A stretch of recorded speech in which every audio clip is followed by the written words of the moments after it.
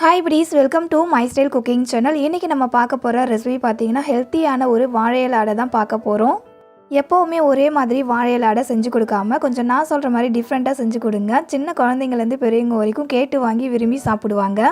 வாழை இலை அடை எந்த அளவுக்கு சாஃப்ட்டா வந்திருக்குன்றதை காமிக்கிறேன் பாருங்க. நம்ம கையில எடுத்து லைட்டா அந்த மாதிரி புட்டு பார்த்தோம் அப்படினாலவே அவ்வளோ ஒரு சாஃப்ட்டா வந்து உடைஞ்சு வரும்.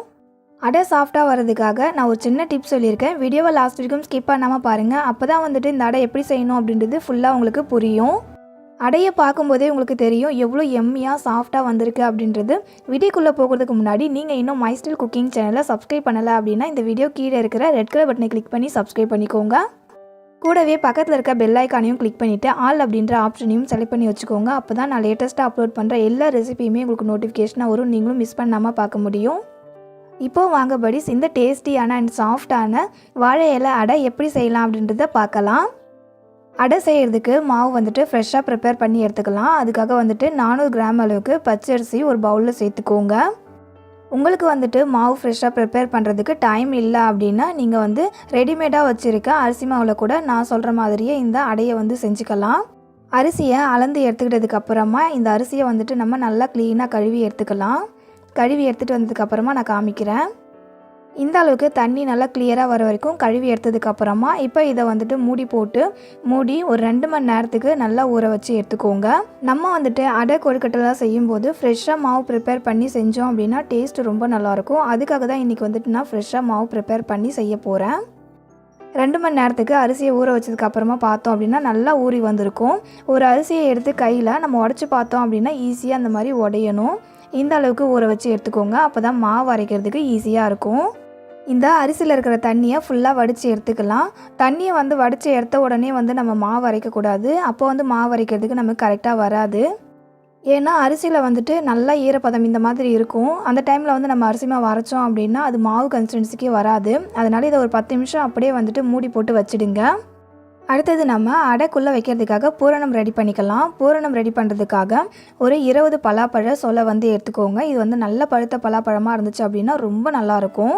இந்த பலாப்பழத்தை ஒரு மிக்சி கப்பில் மாற்றிக்கிட்டு இதை நல்லா ஃபைன் பேஸ்ட்டாக வந்து அரைச்சி எடுத்துக்கோங்க. இந்த அளவுக்கு பலாப்பழத்தை நல்லா ஃபைன் கன்சிஸ்டன்சிக்கு அரைச்சதுக்கப்புறமா இதை அப்படியே ஒரு ஓரம் வச்சுடுங்க. அடுத்தது நம்ம வெல்லத்தை வந்து கரைச்சி எடுத்துக்கலாம். அதுக்காக ஒரு பாத்திரத்தில் 1 கப் அளவுக்கு வெல்லம் சேர்த்துக்கோங்க.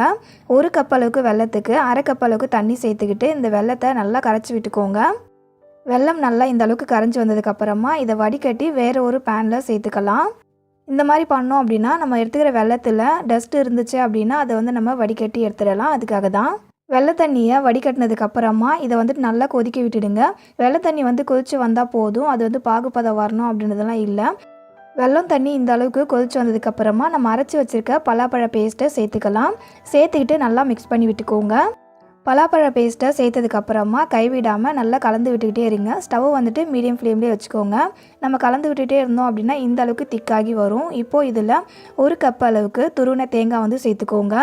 சேர்த்துக்கிட்டு நல்லா கலந்து விட்டுக்கோங்க. இது இன்னும் நல்லா திக்காகி வரும். அது வரைக்கும் கலந்து விட்டுக்கோங்க. படி ஏற்கனவே நம்ம சேனலில் ரெடிமேட் அரிசி மாவு வச்சு அடை அதுக்கப்புறம் கொழுக்கட்டை எப்படி செய்யணும் அப்படின்ற ரெசிபி நான் அப்லோட் பண்ணியிருக்கேன். அந்த ரெசிபியோட லிங்க்கை இந்த வீடியோ கீழே டிஸ்கிரிப்ஷனில் லிங்க் தரேன், செக் பண்ணி பாருங்கள். அடுத்தது இதில் நல்ல வாசனைக்காக 1.5 டேபிள் ஸ்பூன் அளவுக்கு ஏலக்காய் தூள் சேர்த்துக்கிட்டு மிக்ஸ் பண்ணி விட்டுக்கோங்க. இந்த பூர்ணம் வந்துட்டு இன்னும் நல்லா திக்காகி வரணும். அது வரைக்கும் மிக்ஸ் பண்ணி விட்டுக்கலாம். இந்த அளவுக்கு திக்காகி வந்ததுக்கப்புறமா ஸ்டவ்வை ஆஃப் பண்ணிவிட்டு சூடு ஆற விட்டுருங்க. சூடு ஆறிச்சு அப்படின்னா இது இன்னுமே நல்லா வந்து கெட்டியாகும். அவ்வளோதான், அடைக்குள்ளே வைக்கிறதுக்கு பூர்ணம் வந்து ரெடி ஆகிடுச்சு. இது அப்படியே இருக்கட்டும். அடுத்தது நம்ம அரிசி மாவை அரைச்சி எடுத்துக்கலாம். 10 நிமிஷத்துலேயே நமக்கு அரிசி வந்துட்டு கொஞ்சம் ட்ரை ஆகி வந்திருக்கும். ரொம்ப வந்து ட்ரை பண்ணிடக்கூடாது. ஓரளவுக்கு வந்துட்டு கொஞ்சம் ஈரப்பதம் இருக்கணும். அந்த அளவுக்கு அரிசியை ட்ரை பண்ணி எடுத்துக்கோங்க. பார்த்தீங்கன்னா இந்த மாதிரி இந்த அளவுக்கு லைட்டாக கொஞ்சம் ஈரப்பதம் இருக்கணும். இப்போது இந்த அரிசியை வந்துட்டு ஒரு மிக்சி கப்பில் மாற்றிக்கிட்டு அரிசி மாவை அரைச்சி எடுத்துக்கலாம். இந்த அளவுக்கு அரிசியை நல்லா சாஃப்டாக வந்து அரைச்சி எடுத்துக்கோங்க. இப்போ இதை வந்துட்டு நம்ம சலிச்சு எடுத்துக்கலாம். இதை போலவே எல்லா அரிசியுமே வந்துட்டு மாவு அரைச்சி சலிச்சு எடுத்துக்கோங்க. இதே மாதிரி அரிசி மாவை அரைச்சி இதை வந்து வறுத்து வச்சுக்கிட்டீங்க அப்படின்னா உங்களுக்கு தேவைப்படும் போது ரெடிமேடாக நீங்கள் அரிசி மாவை யூஸ் பண்ணிக்கலாம். இதே போல் இருக்கிற எல்லா அரிசிலையுமே மாவு வந்து அரைச்சி ரெடி பண்ணிக்கோங்க. நாம் எடுத்துக்கிட்ட 400 கிராம் பச்சரிசிக்கு இந்த அளவுக்கு அரிசி மாவு கிடைக்கும். இப்போ இதை வந்துட்டு இட்லி பாத்திரத்தில் மாற்றிக்கிட்டு நம்ம வேக வச்சு எடுத்துக்கலாம். மாவு அவிச்சு எடுக்கிறதுக்காக இட்லி பாத்திரத்தில் தண்ணி சேர்த்துக்கோங்க. தண்ணி சேர்த்துட்டு அது மேலே இட்லி தட்டு வச்சுட்டு இந்த மாதிரி ஈரமான துணி வந்து போட்டுருங்க. போட்டுட்டு அதுக்கப்புறமா நம்ம அரைச்சி வச்சுருக்க அரிசி மாவை அதில் சேர்த்துக்கோங்க. அரிசி மாவை இட்லி பாத்திரத்தில் சேர்த்ததுக்கப்புறமா இதை க்ளோஸ் பண்ணிவிட்டு 15 நிமிஷத்துக்கு மீடியம் ஃப்ளேம்லேயே நல்லா வேக வச்சுக்கோங்க. நல்லா பூ போல் வெந்து வரணும். அப்போ தான் வந்துட்டு அடை நல்லா சாஃப்டாக வரும். அடை சாஃப்டாக வர்றது அப்படின்றது நம்ம எந்த அளவுக்கு அரிசி மாவை வேக வைக்கிறோமோ அந்த அளவுக்கு அடை வந்துட்டு சாஃப்டாக வரும். ஸோ கண்டிப்பாக இனிமேல் வந்துட்டு நீங்கள் அடை அப்படின்னா கொழுக்கட்டை செஞ்சீங்க அப்படின்னா இந்த டிப்ஸை ஃபாலோ பண்ணி செஞ்சு பாருங்கள். 15 நிமிஷம் ஆனதுக்கப்புறமா நான் ஓப்பன் பண்ணி காமிக்கிறேன். அரிசி மாவு எந்த அளவுக்கு வெந்து வந்திருக்குன்றதை பாருங்கள். அரிசி மாவை கையில் எடுக்கும்போதே தெரியும், நல்லா சாஃப்டாக இருக்கும்.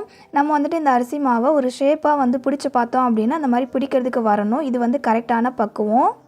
இப்போது இந்த அரிசி மாவை நம்ம பிளேட்டுக்கு மாற்றிக்கிட்டு இதை வந்து நம்ம பிசைஞ்சு எடுத்துக்கலாம். மாவு எந்த அளவுக்கு சாஃப்டாக வெந்து வந்திருக்குன்றதை பாருங்களேன். நல்லா பஞ்சு போல் இருக்கும். அடை சாஃப்டாக வர்றதுக்கு இன்னொரு டிப்ஸ் சொல்கிறேன். மாவு வந்து நம்ம பிசைவோம்ல, அப்போ வந்துட்டு சூடான தண்ணி சேர்த்து பிசைஞ்சோம் அப்படின்னா இன்னும் சாஃப்டாக வரும். தண்ணி வந்து நான் ஏற்கனவே சூடு பண்ணி வச்சுருக்கேன். இப்போ இதில் 1 டேபிள் ஸ்பூன் அளவுக்கு உப்பு சேர்த்துக்கிட்டு நல்லா மிக்ஸ் பண்ணி விட்டுக்கலாம். இப்போது மாவை நம்ம பிசைஞ்சு எடுத்துக்கலாம். இந்த தண்ணியை கொஞ்சம் கொஞ்சமாக சேர்த்து பிசைஞ்சு எடுத்துக்கோங்க. இந்த அளவுக்கு சப்பாத்தி மாவெல்லாம் பிசைவோம்ல, அதே மாதிரி இந்த அரிசி மாவை பிசைஞ்சு எடுத்துக்கோங்க. இப்போவே பாருங்கபடி அடை மாவு எந்த அளவுக்கு சாஃப்டாக வந்திருக்கு அப்படின்றத. இப்போது இந்த மாவில் நம்ம அடை தட்டி எடுத்துக்கலாம். அடை தட்டி எடுக்கிறதுக்காக கொஞ்சமாக அடை மாவு எடுத்துகிட்டு வாழை இலையில் இந்த மாதிரி வச்சு லைட்டாக ப்ரெஸ் பண்ணி நல்லா அகலப்படுத்தி விட்டுக்கோங்க. இது போல் ரவுண்ட் ஷேப்பில் அடையை தட்டினதுக்கப்புறமா இதில் நம்ம ரெடி பண்ணி வச்சுருக்க பூர்ணத்தை வச்சுட்டு இதை நல்லா இதை போல் ஸ்ப்ரெட் பண்ணி விட்டுக்கோங்க. ஸ்ப்ரெட் பண்ணி விட்டதுக்கப்புறமா இப்போ இதை நம்ம க்ளோஸ் பண்ணிக்கலாம். க்ளோஸ் பண்ணிவிட்டு சைடில் இதை போல் அழுத்தி விட்டுருங்க. இந்த மாதிரி அழுத்தி விட்டுட்டோம் அப்படின்னா உள்ளே இருக்கிற பூர்ணம் வெளியே வராது. இதை போலவே எல்லா மாவுலையுமே வந்துட்டு அடை தட்டி உள்ளே வந்து பூர்ணம் வச்சு க்ளோஸ் பண்ணி எடுத்துக்கலாம். அடைக்கு ரெடி பண்ண பூர்ணத்தில் பலாப்பழம், தேங்காய், அதுக்கப்புறம் வந்துட்டு வெல்லம்லாம் சேர்த்து செய்கிறதால ரொம்ப ஹெல்த்தியாக இருக்கும். அதே போல் எல்லாருமே விரும்பி சாப்பிட்ற ஒரு டிஃப்ரெண்ட்டான டேஸ்ட்டில் இருக்கும். ஸோ கண்டிப்பாக மிஸ் பண்ணாமல் செஞ்சு சாப்பிட்டு பாருங்கள் படி. உங்களுக்குமே ரொம்பவே பிடிக்கும். அடை எல்லாத்தையுமே தட்டி ரெடி பண்ணதுக்கப்புறமா இப்போ இந்த அடையை எல்லாத்தையுமே நம்ம ஒரு இட்லி பாத்திரத்தில் வச்சுட்டு ஒரு 15 நிமிஷத்துக்கு வேக வச்சு எடுத்துக்கோங்க. 15 நிமிஷம் ஆனதுக்கப்புறமா இட்லி பாத்திரத்தை ஓப்பன் பண்ணி பார்க்கலாம். வாழை இலை வாசனையோட கமன்னு சூப்பரான டேஸ்ட்டில் வாழை இலை அடை ரெடி ஆகிடுச்சு. இந்த அடையை வாழை இலை கூடவே சேர்த்து சுட சர்வ் பண்ணோம் அப்படின்னா அப்போ வேறு லெவலில் இருக்குங்க டேஸ்ட்டு. ஸோ கண்டிப்பாக நீங்களும் ட்ரை பண்ணி பாருங்கள். குட்டீஸ்க்கெலாம் செஞ்சு கொடுத்தீங்க அப்படின்னா இன்னும் வேணும்னு கேட்டு வாங்கி சாப்பிடுவாங்க. அதே போல் இந்த மாதிரி வாழை இலையில் அடை செஞ்சு கொடுத்தோம் அப்படின்னா அந்த வாழை இலையில் இருக்கிற சத்துமே வந்துட்டு நமக்கு கொஞ்சம் எக்ஸ்ட்ரா கிடைக்கும். டேஸ்ட்டும் சொல்லவே வேணாம், அந்த அளவுக்கு செம்ம டேஸ்ட்டாக எம்மியாக இருக்கும். அவ்வளோதான் படி. ரொம்ப சாஃப்டான டேஸ்டியான பலாப்பழ வாழை இலை அடை ரெடி ஆகிடுச்சு. கண்டிப்பாக இந்த வாழை இலை அடையை நீங்கள் செஞ்சு பாருங்கள், மிஸ் பண்ணாதீங்க. இதே போல் நம்ம சேனலில் வர எல்லா இன்ட்ரெஸ்டிங்கான ரெசிபியை நீங்கள் பார்க்கணும் அப்படின்னா மைஸ்டைல் குக்கிங் சேனலை சப்ஸ்கிரைப் பண்ணி வச்சுக்கோங்க. இந்த பலாப்பழ வாழை இலை அடை உங்களுக்கு பிடிச்சிருந்தது அப்படின்னா இந்த வீடியோக்கு லைக் பண்ணுங்கள். உங்கள் ஃப்ரெண்ட்ஸ் அண்ட் ஃபேமிலி மெம்பர்ஸ்க்கும் ஷேர் பண்ணி நம்ம சேனலுக்கு சப்போர்ட் பண்ண சொல்லுங்கள் படிஸ். இது போலவே சூப்பரான ஒரு டேஸ்ட்டில் ஹெல்த்தியான வேறு ஒரு ரெசிபியோட நெக்ஸ்ட் வீடியோவில் மீட் பண்ணலாம் படிஸ். தேங்க்யூ ஃபார் யுவர் வாட்சிங்.